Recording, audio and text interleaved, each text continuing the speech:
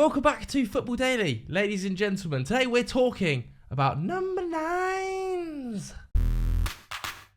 That's right, the topic today is Premier League strikers after an amazing opening weekend of action, which saw a little bit of conversation starting to develop online about who the best striker in the league is after Erling Haaland, because, you know, we're all aware he's the best. So today I thought it'd be a good idea to go through each Premier League club's number 9, who's their striker, and rank them. So today, as you can see in front of me, categories. I mean, I've got Haaland. He's got his own category. You can probably guess who's going in there. I've also got future superstar, Mr. Guarantee. Now, that's not necessarily going to be one player. That's a player who's a guarantee of goals in the Premier League, in my opinion. A player or players that have got something to prove this coming season. And a number 9 or number 9s that probably need upgrading. Okay, we're starting with Gabriel Jesus. Unfortunately injured again at the start of this season. Of course, he was injured for a crucial point of Arsenal's season last year. Eddie Nketiah did an amazing job stepping up in his absence. He is 26 now. It was 11 goals last season from an XG of 14. I think he is a guarantee of goals. He's a guarantee of 10 plus goals, Gabriel Jesus. But his best goal scoring season at Manchester City was 14. And I do think because of the injury record, Arsenal next summer might well be considering maybe assigning a number 9. Like, I think even this summer there is some chat amongst Arsenal fans we should go out and get a number 9. I think next summer that's definitely going to be the case. Maybe a player like Evan Ferguson, Victor Osimhen, also potentially going to be on the market next season. But he is a guarantee of goals. He's a fabulous player, Gabby Jesus. Back to goal, his physicality, his build-up play, close control, you know, all of his underlying numbers in terms of take-ons, passes received, shots are sensational.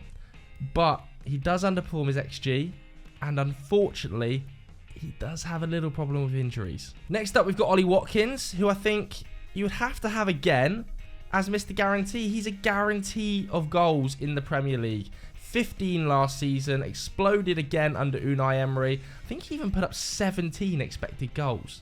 And if you look across his 3 seasons of Premier League football, he's gone 14 goals, 11 goals, 15 goals last season. I fully expect him to be in amongst 10 to 15 goals yet again.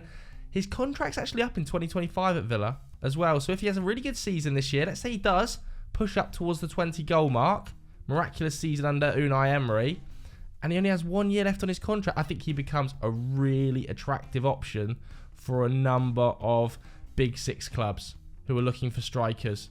You know, let's be real, Ollie Watkins would start for Man United. Right now, he would. Next up, we've got Dominic Solanke. Now, this is an interesting one. He's 25, obviously a proven goal scorer at championship level. You know, 29 the season they got promoted. And I think he's a really good player. I don't think he's a Mr. Guarantee right now, do I? He's hovering in between Mr. Guarantee and something to prove. I'm going to put him in something to prove.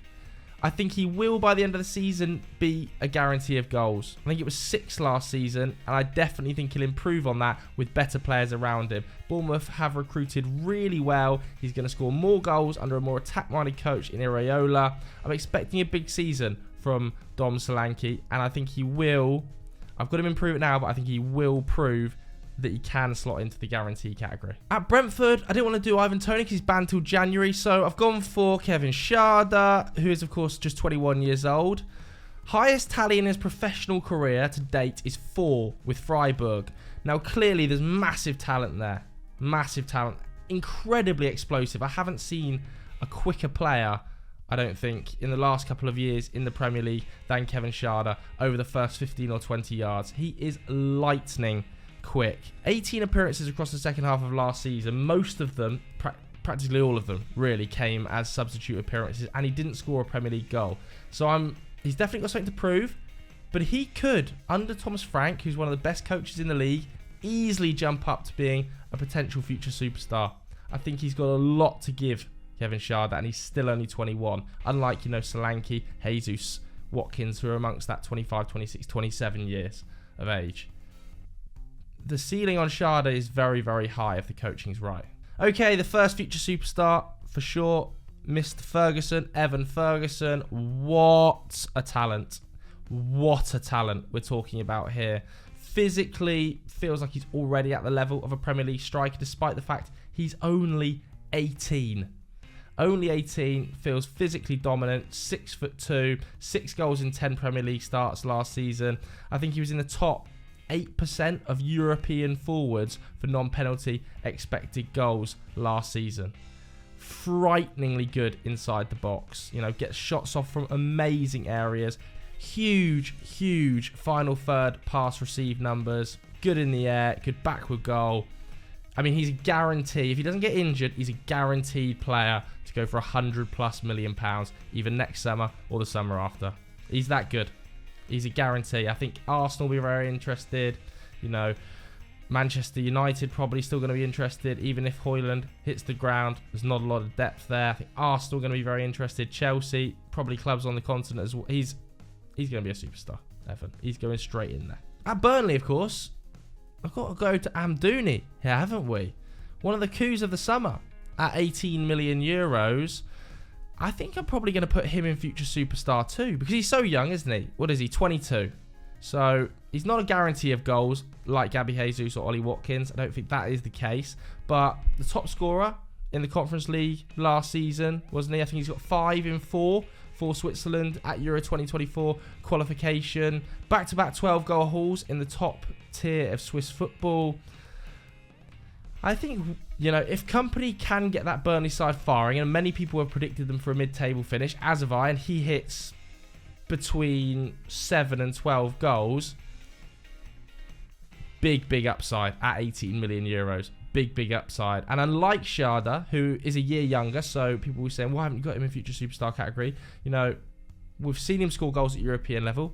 Amdouni, we've seen him score goals at international level and at domestic level at a really frightening rate.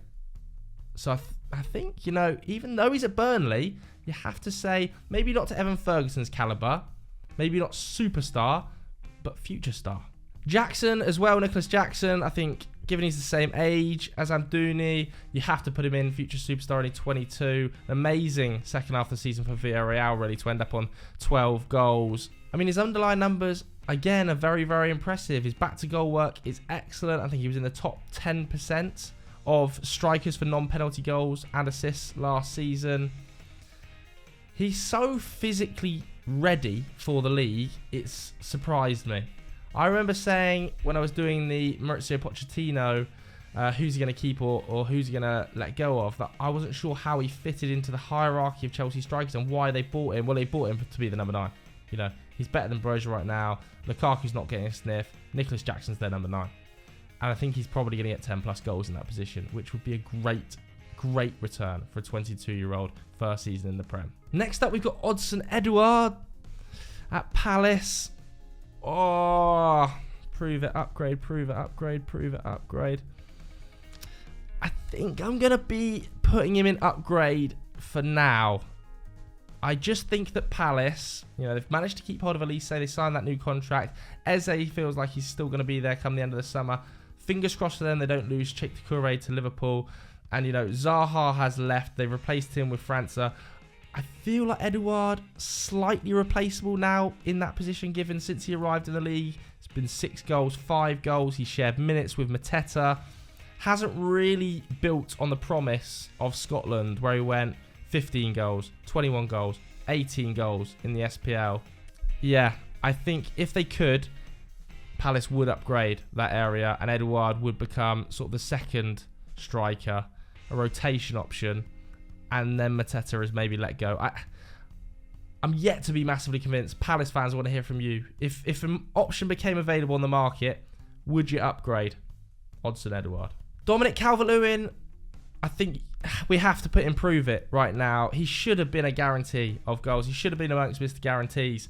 But the injury record has just killed him, hasn't it? It really has. 2 goals last season. Underperformed XG by 4. I think XG had him over 6. And constant injury problems. 15 starts in consecutive seasons. He's got a lot to prove this season, Dominic Calvert-Lewin, because we know he can be a guarantee. If he was fit for all 38 games, you'd have him in the guarantee category, wouldn't you? It was 2020. when he scored 16 goals. He was frighteningly good in the air. The leap, flicking the ball on. He's the perfect Sean Dyche striker. But the injury record means he does have something to prove.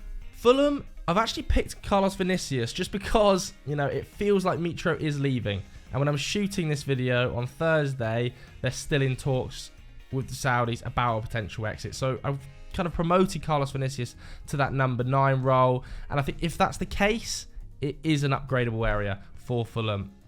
He's a good backup, Carlos Vinicius, to a player like Mitro, but he's not Alexander Mitrovic, you know, and they're getting 55 million for Alexander Mitrovic. There was early rumours suggesting that they would be interested in a player like Flo Balogun.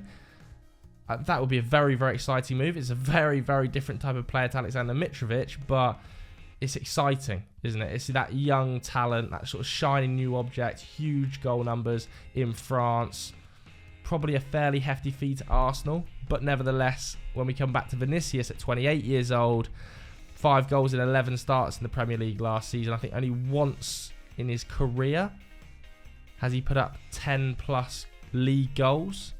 So yeah, at least in Europe anyway. So yeah, I'm going to say that's an upgradable area if they sell Mitro.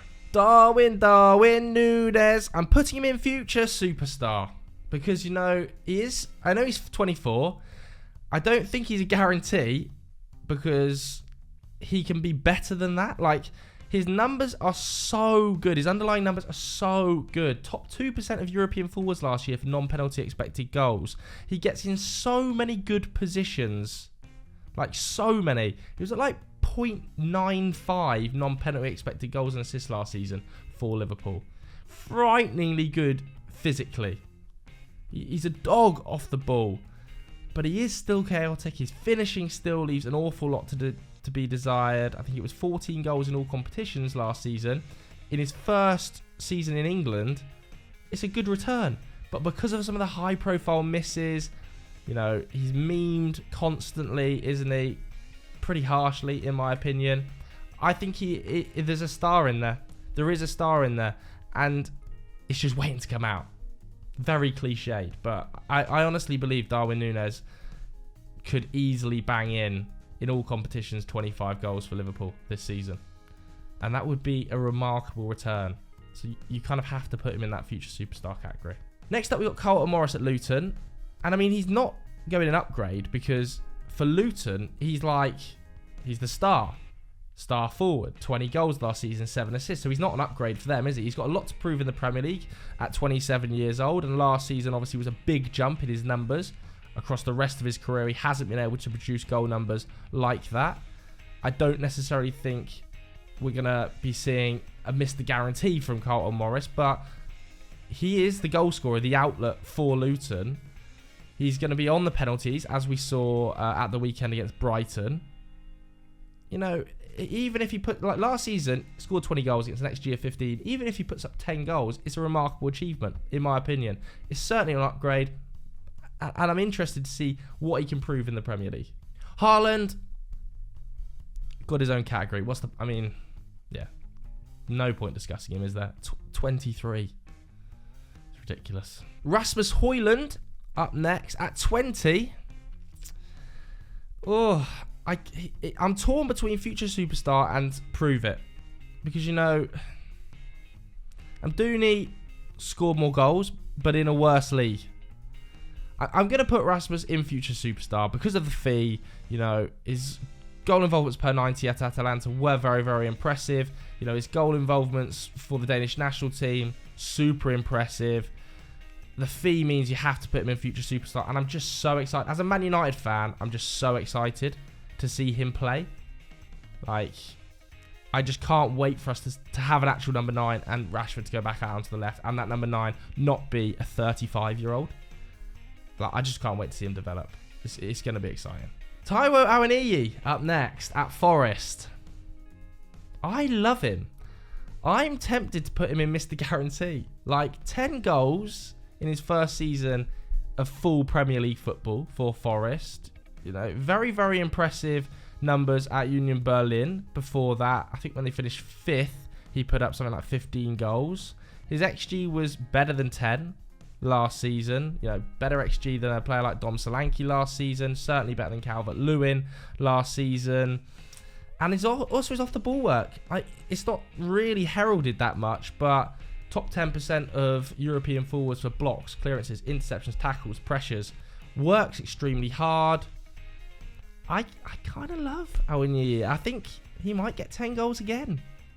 And that for me is like the tipping point for Mr. Guarantee. Really, that's how I've based it. Obviously, Solanke probably should be up here and can get up there. But he didn't score 10 last season, and Awoniyi did. That's my reasoning. At Sheffield United, they've got Ollie McBurnie coming back from injury. I'm taking Ollie McBurnie because he is the number 9. I know Asula started the first game, didn't he? I would expect when McBurnie's back, more minutes to be had there. Sheffield United fans, I kind of want to hear from you how this forward line lines up. When Brewster's back, Asula's there, McBurnie's there, Traore. Like, how does it function? Who's going to be the out-and-out starting number 9? I want to hear from you guys at home. I think it's probably an area following the sale of Iliam Dye that needs upgrading. They've lost all of their goals, all of their creativity, their best presser on the front foot forward, best in transition. So it's an upgradable area. Okay, Richarlison. Oof. Now he's hovering, prove it and guarantee. I suppose if I've got Taiwo in there, I've got to have Richarlison in guarantee. Kind of my cut-off point was, do they score 10 goals in the Premier League consistently? Richarlison has consistently throughout his career, even at Everton, scored 10 goals in the Premier League. I think he went 13, 7, 10 was it? So there should be 10 goals coming for Richarlison, guarantee. Across his entire career, he's pretty much a lock, a guarantee for 0.3 XG, non-penalty XG per 90. Like a lock. Now, is that good enough for Tottenham? It remains to be seen how Ange can produce more goals out of him. But a 1 in 3 striker, a guarantee of 10 plus goals really if he plays 38 games. I suppose you've got to put him in guarantee. But you could put him in prove it if you kind of wanted to argue. He's got to prove his point as Tottenham's number 9, which I think is the case. He has to this season lock down that number 9 spot. They shouldn't be next season looking for a number 9 when Brazil's number 9 is already at the club. So he's floating in between guarantee and prove it for me. Next up, we've got Michail Antonio, who's now 33. It was 5 goals, I think, in 21 starts last season, so not as many starts as you would expect. His XG's fallen for 5 consecutive seasons now, Michail Antonio. Fabulous back-to-goal player. We saw him on Filthy Fellas, didn't we? Talk about being a striker that David Moyes wants, that feeds on scraps, that works the channels, that's a dog off the ball. And that's exactly what he is. But, I was really surprised they sold Scamacca. I'm going to put him in upgrade because I do think they could do with a number 9, West Ham. Like, I was surprised Scamacca went. From his perspective, great move. Go back to Italy. Go back to Atalanta. It's not worked there. But if David Moyes doesn't last the season, I hope he does. Fingers crossed he does and proves people wrong. But if he doesn't last the season and Antonio is kind of his guy, the next coach that comes in might have wanted Scamacca. It feels a little bit Seb Aleri, that, for me. So, West Ham fans, again, I want to hear from you guys. Would you upgrade Michail Antonio, a new starting number 9? Or would you go for another season of football with him at 33 and those XG numbers falling?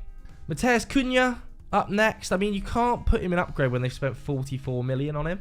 Like, he's just got to prove it this season. He has to prove it this season. 24 years old. He's never scored more than 7 in a competitive domestic league.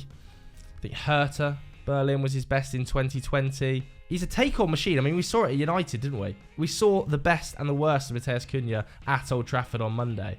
Take-on machine. He's averaging over 2 take-ons per 90. He was running through United's midfield and centre-backs like they weren't there. But then we saw the worst of Matheus Cunha, missing an open goal from 3 yards. That's got to improve. And can he prove it this season? It remains to be seen. I'm interested to see how he shares out the minutes between Cunha and Sasa Kaladzic. But there's definitely something there to work with.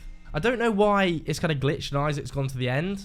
Did that one deliberately. No, obviously future superstar. I think he has the potential this season Alexander Isak to be the second best striker in the Premier League. There's a dearth since Harry Kane left for Bayern Munich. Behind Erling Haaland, that role is available. I think Alexander Isak can fill it at 23 years old, putting up 0.6 non-penalty expected goals per 90. He can get close to 20 Premier League goals this season. He's that talented. He really is an amazing, amazing finisher. Consistently finished higher than his XG has suggested throughout his entire career, even when he was at Sociedad. Super languid on the ball, massive take-on numbers. I mean, the finish on the weekend against Villa, the second, where he sits the keeper and the centre-back on the line down with that little ding. It's just remarkable. I think he might get 20 Premier League goals this year. I think Newcastle are going to be awesome. He's potentially going to be the second highest goal scorer in the Premier League in terms of strikers. Because I think Salah will probably outscore him. But, you know, Isak's the man. Alright, so that was my ranking of Premier League number 9s. I want to hear from you guys at home. Do you agree? Do you disagree? Let me know in the comments below. If you enjoyed this video, hit the like button. Thanks very much for watching, everybody. We'll see you next week. Goodbye.